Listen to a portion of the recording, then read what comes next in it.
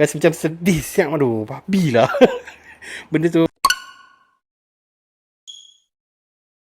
Assalamualaikum dan juga salam sejahtera. Hai, kembali lagi ke Zaf Vlog. So hari ni Zaf nak buat sedikit review tentang sebuah filem terbaru di Netflix, iaitu Sabalik Baju. Alright, filem ni adalah filem tempatan, okay? Dan technically dia pernah keluar sebelum ni, tapi dia secara macam private punya screening lah untuk untuk foundation, bukan foundation, untuk charity ke apa tak, okay? Zaf pernah dengar cerita lah, tapi Zaf tak pernah tonton filem ni, dan ini adalah kali pertama Zaf tonton di Netflix. I having that doubt lah. Sebelum aku tonton filem ni, aku ada rasa sangsi sebab ada Mira Filzah, ada Nadia Nisa, lepas tu ada Juliana Evans, dan ramai lagi lah pelakon-pelakon perempuan kan. So aku ada macam Mira Filzah kau jadi macam tu lah. Aku ada perasaan sangsi tu lah. Dan aku pergi tonton dan aku harungi selama sejam setengah lebih kot filem ni. Dan pada waktu 5 ataupun 10 minit yang terawal tu, aku ada rasa cringe lah. Sebab filem ni sebenarnya dia lebih kepada chick flick punya filem. Dia ada conversation di antara perempuan, dan kau faham lah, aku lelaki, dan conversation di antara perempuan ni kadang-kadang kau rasa annoying. Dia rasa macam dia cheeky, dia terlalu terlalu style Damansara Bubble punya style of conversation tau. Tapi selepas aku membiasakan dengan tutur kata mereka tu, aku dah boleh adapt dengan jalan cerita dia.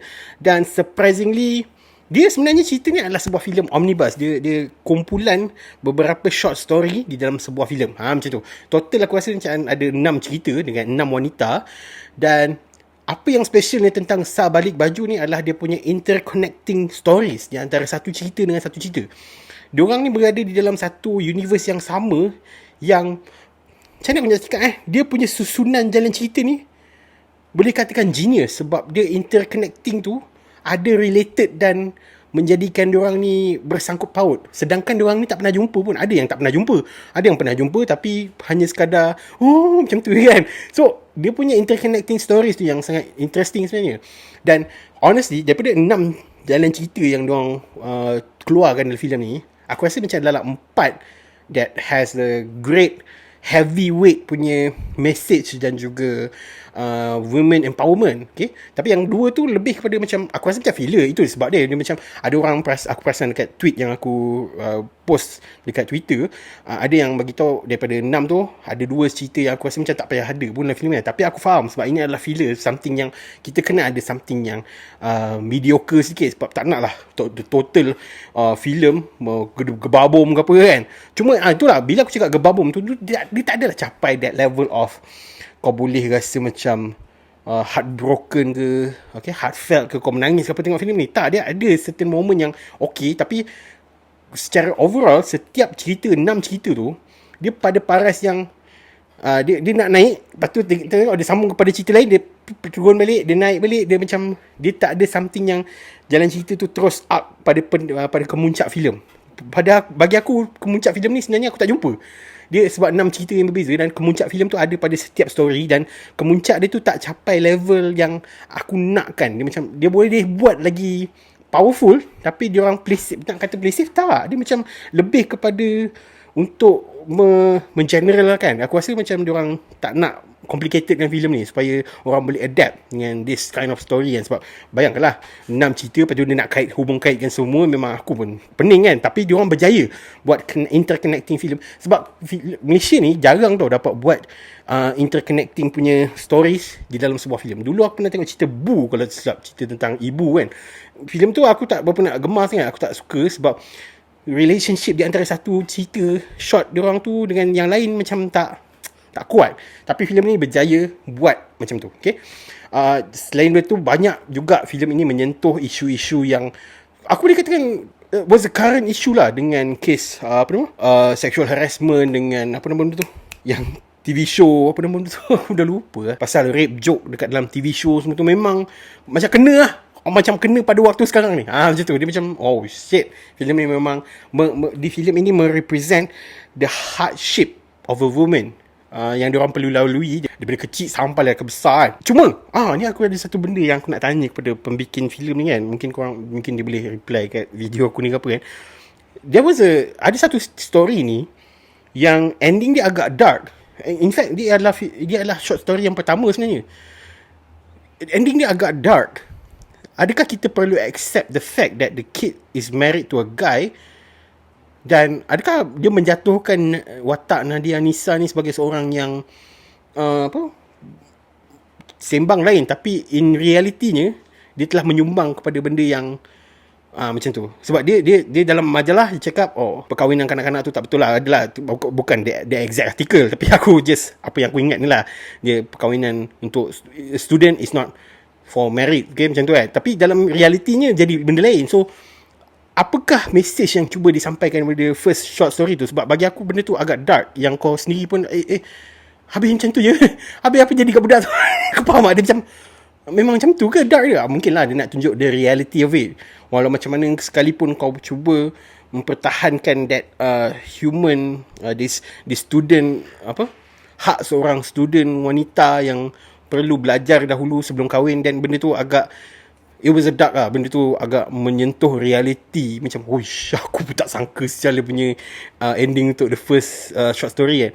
Dan banyak juga episod-episod selepas tu menyentuh tentang the hardship of a pregnant woman. Yang tu memang aku sangat bagi tip-top performance daripada Juliana Evans. Memang gila babi lah. Aku macam, gila lah dalam live show siap.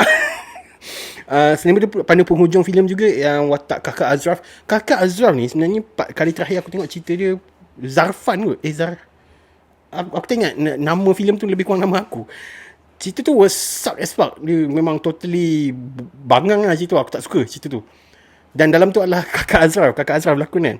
Tapi dia berjaya tembus filem yang jenis macam ni, dan lakonan dia memang tip top. Dia dengan watak Sally tu memang, you guys, pada penghujung filem tu membuatkan aku rasa macam, fuck. Rasa macam sedih siap. Aduh, babi lah. Benda tu korang kena tengok filem ni. It was a heartfelt punya filem yang aku rasa ramai perempuan boleh relate to this kind of story. Memang tip top lah jalan cerita dia kan. Walaupun aku lelaki, tapi aku cuba memahami apa yang dilalui oleh wanita 24/7 kan. Memang wow, I was not expecting this film to be that good. Okay, even Mira Filzah.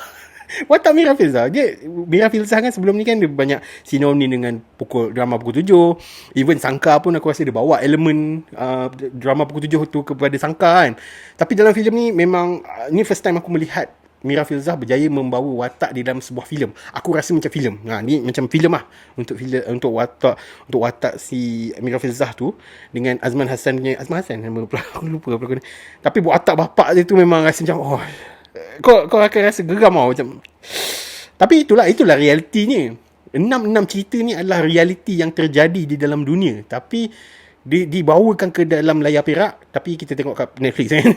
Okay, so benda tu was quite precious lah. I think a lot of girls ataupun women di dalam Malaysia ni boleh relate to this film. Okay, so tapi untuk lelaki pula, korang kena tonton juga filem ni untuk memahami dan macam mana, apakah struggle seorang wanita tu yang perlu diorang harungi everyday. Dalam filem ni banyak gila menyentuh tentang perkara tu. Tapi satu je aku nak pesan kepada korang, tolong open minded sikit, sebab filem ni banyak menyentuh, sebab dia punya interconnecting punya story di antara satu cerita sama lain ni adalah bra and panties. Aku cakap macam tu macam pelik lah bunyi dia kan. Tak, sebab dia macam business bra and panties. Okay, so korang kena open minded sikit. Kenapa diorang fokuskan kepada this kind of business untuk the whole 6 stories ni. Okay, it was quite special lah. Kalau korang open minded, korang tengok cerita ni dengan terbuka hati, memang korang akan enjoy. Tapi kalau korang jenis yang triggered, memang aku tak boleh buat apa lah. Aku tak boleh nak cakap apa lah. Memang tonton dengan hati yang terbuka lah. Okay, memang this is the kind of film yang sepatutnya berada di dalam Netflix. Bukan cerita frontliner itu tu. Okay, this is the Netflix level of film. Macam tu lah bagi aku, macam tu. Okay, so rating aku, obviously aku bagi rating. Okay, kenapa aku bagi rating filem ni sebanyak 5/5 bintang sahaja, bukan infinity? Sebab macam aku cakap tadi dia boleh pergi kepada the next level, tapi aku tak tahu kenapa. Dan skrip dia bagi aku biasa-biasa lah. Dia tak adalah perfect, sebab macam aku cakap awal-awal tu lah, ada certain things yang agak cringe semua tu kan. It was not a perfect movie. Dan ada yang petikan, kenapa kau bagi 5/5? Kau bukan je tahu pun aku punya rating system kan. Aku ada lagi up lagi daripada tu. Okay, so yeah, jangan ambil serius dengan rating-rating aku ni semua. Aku pun tak faham kenapa korang semua anggap aku ni macam professional bagai kan. Relax dah. 5/5 bintang untuk filem Sa Balik Baju. Congratulations kepada tim Sa Balik Baju. Memang aku sangat enjoy filem ni. Dan trending semalam. Aku buat review ni tiba-tiba trending kat Twitter kan. So yeah, apa pandangan you guys tentang filem Sa Balik Baju? Mungkin korang sendiri rasa sangat berbeza dengan pendapat aku. Okay, mungkin korang rasa macam bosan, okay, these 6 stories of women dalam filem Sa Balik Baju ni. So korang boleh bagi tahu dekat bahagian komen, ataupun korang boleh pergi dekat zafvlog.com. Korang boleh review dan juga rating untuk filem Sa Balik Baju ni. Mak oi, kuatnya motor bang. So, itu sahaja untuk hari ini. Thank you very much for watching. Jangan lupa untuk like, share dan juga subscribe channel PR Pixels. Dan jumpa lagi pada Zafvlog yang akan datang. Thank you.